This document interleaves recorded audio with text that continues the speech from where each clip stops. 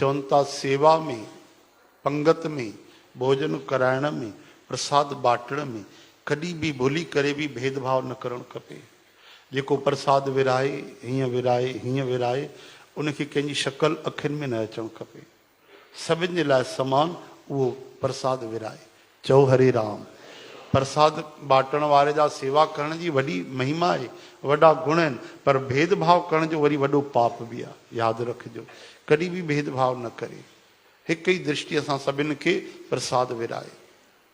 इन ढंग सां प्रसाद बाटणु खपे, चाहे भोजन हुजे ईअं बाटणु खपे।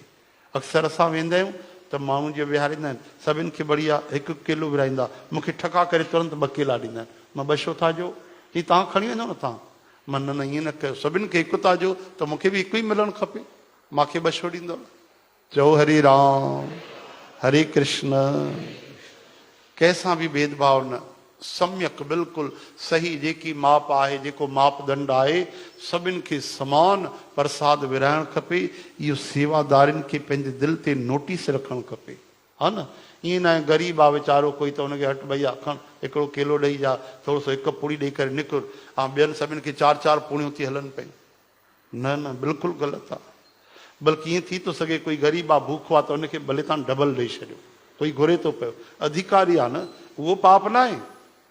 पर पंहिंजो सम्झी करे, अरे मुंहिंजो दोस्त आहे, अरे खणी वञ 4 लड्डू, तूं बि छा यादि कंदे, हा वञ खाइजां 4 लड्डू, यादि कजां मूंखे, इहो पाप आहे। चओ हरे राम।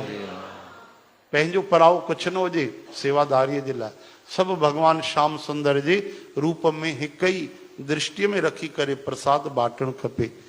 ॾाढी ज़रूरी ॻाल्हि आहे, सेवादारनि जे लाइ ॾाढी ज़रूरी आहे। जय श्री कृष्ण।